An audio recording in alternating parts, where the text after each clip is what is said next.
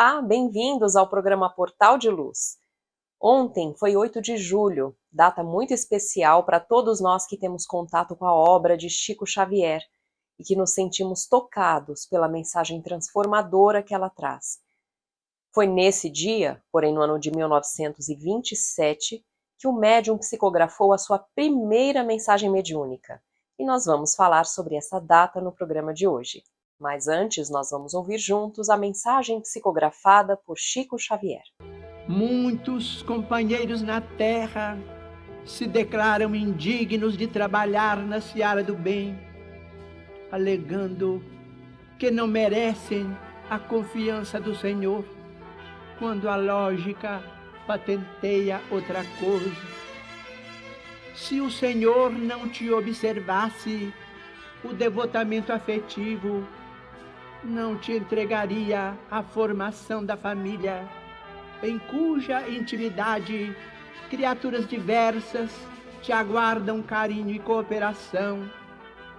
Se não te apreciasse o espírito de responsabilidade, não te permitiria desenvolver tarefas de inteligência, através das quais influencias grande número de pessoas. Se não acreditasse em tua nobreza de sentimentos, não te induziria a sublimar princípios e atitudes na realização das boas obras, com as quais aprendes a estender-lhe no mundo o reino de amor. Se não te reconhecesse o senso de escolha, não te levaria a examinar teorias do bem e do mal, para que abraces livremente o próprio caminho.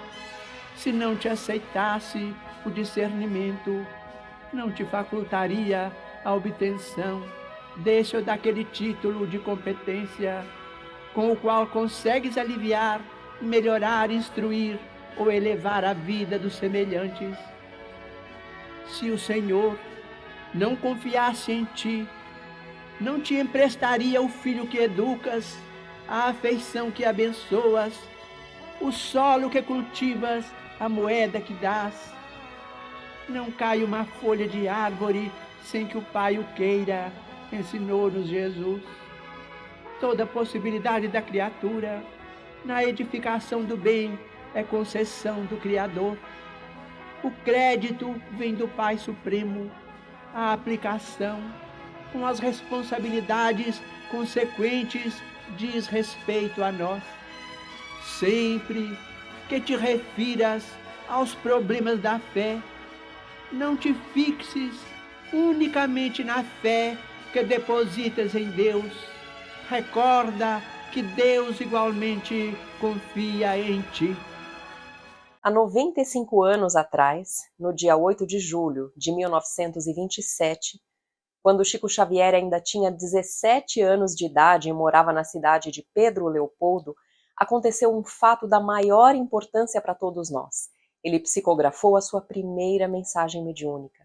E então se iniciava ali a caminhada do médium Chico Xavier e da sua vida dedicada à tarefa assumida por ele no plano espiritual. E no total da sua vida foram 537 livros psicografados por diferentes autores espirituais, incontáveis cartas e mensagens a familiares que perderam parentes e que buscavam o médium nas sessões públicas, além também de receituários para aqueles que sofriam de inúmeras doenças. O dia 8 de julho entrou para a história da nossa humanidade, porque a partir daí se faria cumprir as palavras anunciadas por um emissário enviado por Jesus, um espírito benfeitor, que conversou com Allan Kardec enquanto ele se encontrava no plano espiritual, antes do regresso dele à Terra, e esse espírito benfeitor explicou ao codificador do espiritismo como seria a nova encarnação dele que estava prestes a se iniciar. E ele disse assim para Kardec: começarás muito novo entre aflições e dificuldades e trabalharás com sacrifício e renúncia por longo tempo. E Kardec respondeu com abnegação: dedicarei cada minuto à seara do bem. Esse diálogo entre o enviado de Jesus e Kardec, ainda no plano espiritual, nós temos conhecimento porque foi descrito em uma mensagem de Hilário Silva, que foi psicografada em 31 de outubro de 1997 pelo médium Antônio Baduy Filho, numa reunião da 34ª Confraternização de Mocidades e Madurezas Espíritas do Triângulo Mineiro, o Cometrim.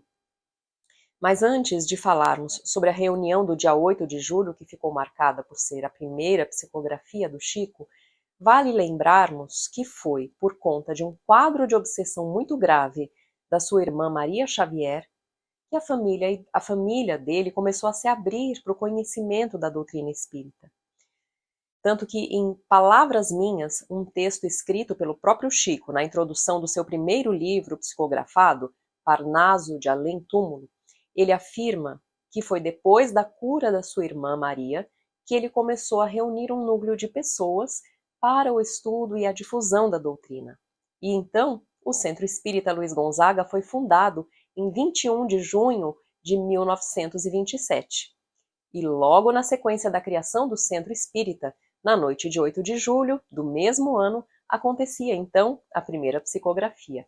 Segundo está relatado no livro Chico Xavier, Meus Pedaços do Espelho, da doutora Marlene Nobre, a sessão em que Chico psicografou pela primeira vez foi de muita emoção. Chico preencheu no total 17 folhas de papel, falando sobre os deveres do espírita cristão. Era o começo de toda a sua obra que estava por vir.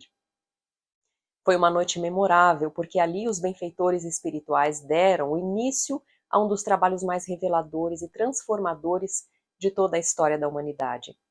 Nada que se tenha colocado em livros na nossa história poderia ser comparado com o conteúdo trazido por Chico. Chico Xavier contou como foi essa primeira sessão. Foi uma noite fria e que todos os presentes que estavam sentados à mesa junto a ele seguiram os movimentos do seu braço, observando em silêncio, emocionados e já percebendo do que se tratava. Ele contou também que nessa primeira experiência ele se sentiu fora do próprio corpo físico, embora percebesse que estava junto dele. E ao passo que o mensageiro espiritual escreveu as 17 páginas, ele também percebeu alterações na forma como ele se encontrava ali. Ele sentiu como se as paredes do ambiente tivessem desaparecido de repente, o telhado também parecia não estar mais lá, e é como se ele pudesse agora enxergar as estrelas no céu. E ele também relatou que percebia estar rodeado durante todo o tempo por uma assembleia de entidades amigas que o acompanhavam com bondade, e ele podia perceber que eles encorajavam em silêncio o trabalho que estava sendo realizado. Pareciam dizer para o Chico que não tivesse receio e que tudo ia dar certo. Ao relembrarmos o início da caminhada da psicografia de Chico Xavier, nós podemos observar como se cumprem as promessas de Jesus. Porque se no século XIX Kardec veio com a missão de trazer para todos nós o Consolador prometido, esse mesmo espírito voltou depois em 1910 no interior do Brasil para dar continuidade à sua própria missão. Fica claro que a trajetória do Chico concretiza o relato de Humberto de Campos, que nós encontramos no livro Brasil, Coração do Mundo, Pátria do Evangelho, e que diz assim: Jesus transplantou da Palestina para a região do Cruzeiro a árvore magnânima do seu evangelho, a fim de que os seus rebentos delicados florescessem de novo, frutificando em obras de amor para todas as criaturas. O trabalho realizado pelo médium mineiro foi imprescindível para que a mensagem de Jesus pudesse avançar no entendimento de todos nós. A obra de Chico Xavier é eterna, e mais gerações com certeza ainda vão se recordar do dia 8 de julho de 1927 como um marco para a nossa história. Nós todos, que já temos contato com o legado dele, temos que nos conscientizar do quanto ainda temos por estudar, ler e reler os livros, compreender e buscar vivenciar na prática os ensinamentos contidos nessa obra monumental. Passados 95 anos, quase um século daquela primeira mensagem recebida, a emoção nos toca a alma.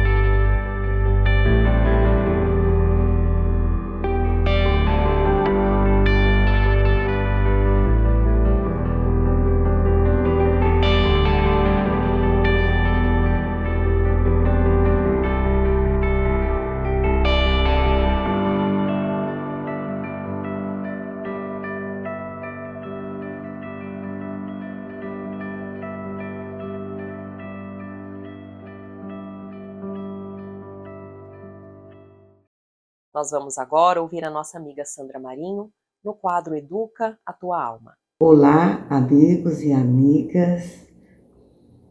Fé.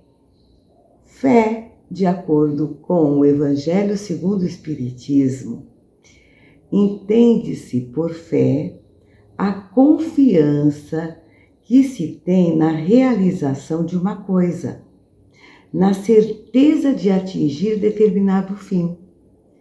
Ela dá uma espécie de lucidez que permite se ver em pensamento a meta que se quer alcançar e os meios para se chegar lá, de sorte que aquele que a possui caminha, por assim dizer, com absoluta segurança. No entanto, pessoal, e infelizmente, eu percebo a cada dia que a nossa falta de fé, ela nos leva à insegurança crônica. Na verdade, nós sofremos de uma insegurança crônica e há uma convivência desconfortável com os nossos medos. Por causa disso, vivemos em contínua expectativa de tudo que é de ruim, que pode nos ocorrer, como doenças, tristezas, desânimo. Essa condição decorre da falta de fé, que acaba deixando que pensamentos destrutivos tomem lugar em nossa vida. Ora, se temos a intenção de nos renovar intimamente, de nos tornar pessoas melhores, mais saudáveis, mais produtivas, mais próximas e felizes, não dá para chegarmos nesse objetivo sem compreender o significado da fé em nossas vidas. E de braços dados com a fé vem o quê? A perseverança. Simples de entender isso, certo? Porque de nada vale acreditar sem persistir, sem abrir os caminhos por nossa conta. Certa vez, fazendo evangelhos no lar, nós lemos no capítulo 19, cujo título é A Fé Transporta Montanhas. Vocês todos conhecem. A passagem, de um homem, em que um homem, na verdade, nesse capítulo está contando essa passagem, de um homem que desesperado veio trazer o seu filho lunático para que Jesus o curasse. Acho que todos vocês lembram disso. Uma vez, veja bem, antes do pai levar o filho até Jesus, o jovem o pai já havia procurado os seus discípulos, mas esses não conseguiram curar o menino. Nessa passagem, depois que Jesus curou o rapaz, os discípulos vieram até ele e perguntaram, em particular, por que eles próprios não conseguiram curar o lunático? Aí a resposta de Jesus foi simples. Foi por causa, ele respondeu, da incredulidade deles, da sua falta de fé. O fato é que aquele que acredita toma a iniciativa sem medo de errar e consegue o que pretende. E sabe por quê? Porque ele não só acredita, como ele coloca ação para conseguir o que precisa. E sabe por que ele age? Porque ele confia. Meimei conta no livro Pai Nosso, psicografado por Chico Xavier, a seguinte historinha que exemplifica bem o que nós estamos falando. 3 rapazes suspiravam por encontrar o Senhor a fim de fazer alguns pedidos. Eles trabalhavam juntos. E depois de muitas orações, eles eram muito crentes, né? Eis que certa vez, lá no campo em que eles trabalhavam, Jesus apareceu para eles, assim, no carro do Senhor, né? No sentido alegórico, guiado pelos anjos. Radiante de luz, o divino amigo desceu da carruagem e se pôs a ouvi-los. Os 3 ajoelharam-se em lágrimas de alegria e o primeiro deles implorou a Jesus o favor da riqueza. O mestre bondoso determinou que um dos anjos lhe entregasse enorme tesouro em moedas. O segundo suplicou a beleza perfeita e o celeste benfeitor mandou que um dos servidores lhe desse um milagroso unguento a fim de que a formosura lhe brilhasse no rosto. O terceiro exclamou com fé: Senhor, eu não sei o que escolher, eu não sei o que pedir. Dá-me o que for justo, segundo a tua vontade. O mestre sorriu e recomendou a um dos seus anjos lhe entregasse uma grande bolsa. Em seguida, abençoou a todos e partiu. O moço que recebera a bolsa abriu-a, ansioso para ver o que tinha dentro. E, ó desencanto, ela continha simplesmente uma enorme pedra. Os companheiros riram-se dele, supondo-o enganado, mas o jovem afirmou a sua fé no Senhor e levou a bolsa consigo. E, chegando em casa, ele retirou a pedra e começou a devastá-la, procurando o que teria ali, né, dentro daquela pedra, afinal. Depois de algum tempo, chegou ao coração do bloco, endurecido, e encontrou aí um extraordinário diamante. Com ele, adquiriu grande fortuna e construiu uma casa onde os doentes pudessem encontrar refúgio e alívio. Vivia feliz, cuidando do seu trabalho, quando um dia 2 antigos colegas de oração, que se haviam enganado com o ouro e com a beleza, adquirindo apenas doença e cansaço, miséria e desilusão, chegaram lá, né, naquela casa aquele abrigo amoroso de saúde.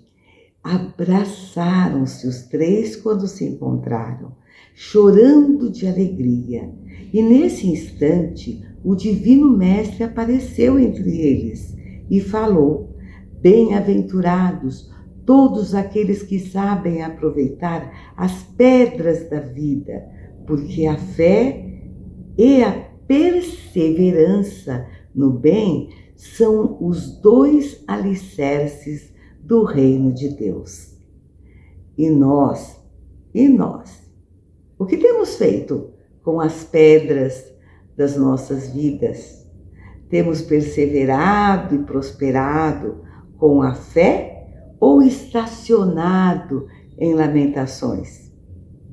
Alguns poderão estar pensando: ela fala assim porque ela não está passando pelo que eu estou passando, né? Esquecendo-se que cada um de nós vive na atmosfera que criamos e que nos foi dado tudo o que precisamos para evoluir. Outros indignados dirão: eu tenho fé. Quem disse que eu não tenho? Só que tem isto ou aquilo, né? Fulano não quer, né? Eu tenho fé, mas acontece que me acontece isso, me acontece aquilo, né? É por causa do fulano. Enfim, eu não consigo resolver, eu não consigo solucionar as questões da minha vida. Sempre colocando nos ombros de terceiros, né? Eu tenho fé, mas eu não tenho culpa, não me deixam, né, alcançar o que eu preciso. Então, amigos e amigas, essa é a questão. A fé é indelegável. Ou temos ou não temos. A fé não depende de nada e de ninguém. Ter fé começa em acreditar numa força maior que não nos abandona nunca, que se nos sintonizarmos com esta força que emana de Deus, confiaremos na nossa capacidade e criatividade para enfrentar as situações. Aliás, o que é fé, senão a capacidade de visualizar e sentir o futuro que esperamos, que almejamos, de acordo com o que for melhor para nós? Não ter fé nos prende a todas as situações que não queremos no aqui, no presente, né? E ter fé antecipa o que nós queremos, ao fato que não ter fé antecipa exatamente tudo aquilo que nós não queremos. Pensemos nisto, um grande abraço e até o próximo encontro. E agora nós vamos ouvir juntos o nosso amigo Maida com o Momento Doutrinário. Olá, amigas e amigos, é uma satisfação enorme estarmos novamente juntos em mais um Momento Doutrinário. Hoje convidamos a todos para refletirmos sobre a necessidade do trabalho e por que ele não cessa. No Livro dos Espíritos, a questão 674 diz que o trabalho é uma lei da natureza e por isso mesmo é uma necessidade. A civilização obriga o homem a trabalhar mais, porque aumenta suas necessidades e os seus prazeres. A questão 676 diz que o homem necessita do trabalho em consequência da sua natureza corpórea. É uma expiação e, ao mesmo tempo, um meio de aperfeiçoar a sua inteligência. Sem o trabalho, o homem permaneceria na infância intelectual. Eis porque ele deve a sua alimentação, a sua segurança e o seu bem-estar ao seu trabalho e à sua atividade.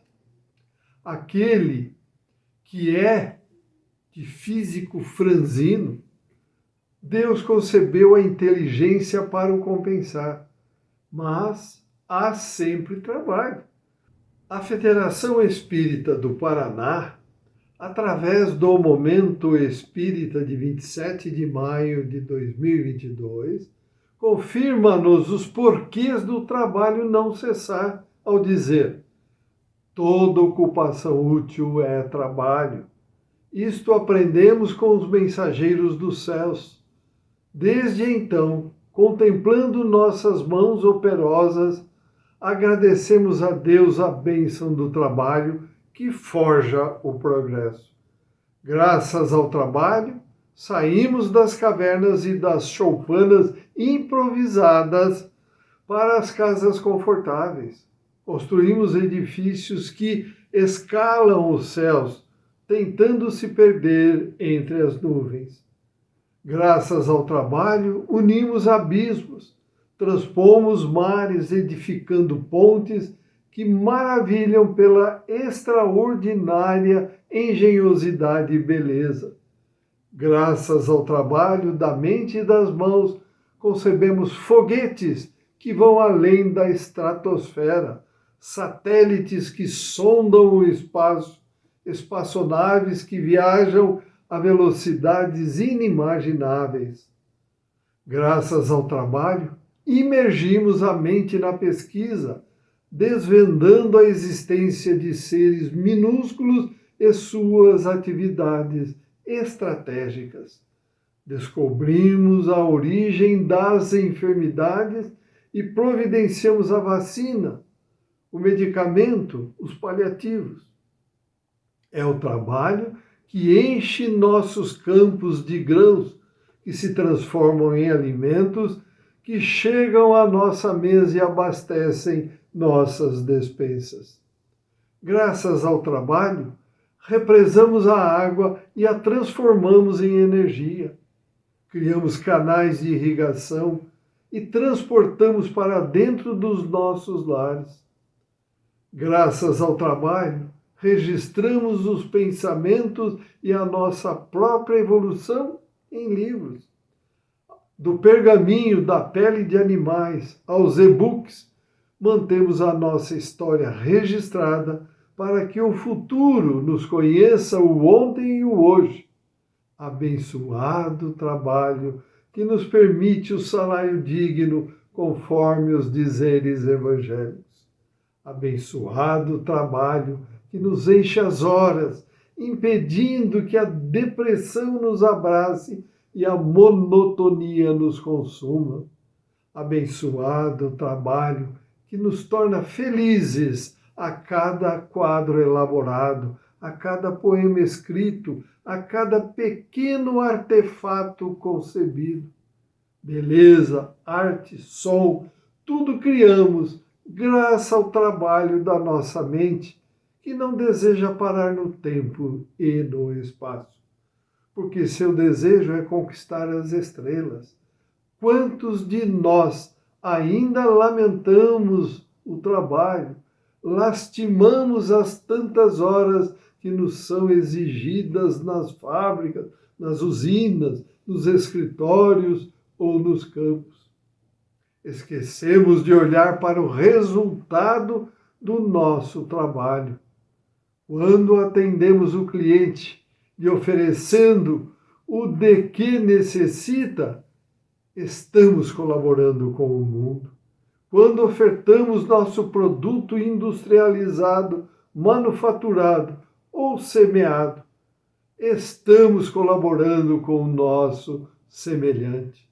Quando mantemos em bom estado as ruas e estradas, estamos colaborando com a melhor e mais apropriada movimentação dos veículos. Quando providenciamos a limpeza da calçada em frente à nossa residência, quando efetuamos a correta separação do lixo, quando limpamos as praias e as barrancas dos rios, quando providenciamos a poda das árvores, a colheita dos frutos, a disponibilização deles no mercado, quando ofertamos os produtos das nossas mãos em vestimentas, agasalhos, peças de artesanato de toda sorte, estamos colaborando com o mundo melhor. Isso afirma que somos úteis, que somos fomentadores do progresso, que somos criadores de benesses para a humanidade. Aprendamos a realizar o nosso trabalho com alegria, felizes pela oportunidade de servir, de crescer. Trabalhar é uma bênção. Pensemos nisso. Agradeçamos sempre a Deus, Jesus e aos benfeitores espirituais pela oportunidade do trabalho. Boas reflexões. Amigas e amigos, é muito agradável estar em companhia com vocês. Solicitamos a todos que continuem a acompanhar o Portal de Luz e que compartilhem nossos estudos nas redes sociais. Desejamos muita saúde, paz, equilíbrio e amor no coração. E até o próximo encontro. Fiquem com Deus. Um grande abraço. Estamos encerrando por aqui o programa de hoje. E se você gostou do nosso conteúdo, curta esse vídeo, ajudando a divulgar para mais e mais pessoas. E para receber as notificações dos nossos programas, das aulas, dos estudos que acontecem diariamente sobre o Evangelho e outros livros espíritas, é só se inscrever no nosso canal e acionar o sininho. Muito obrigada e até a próxima!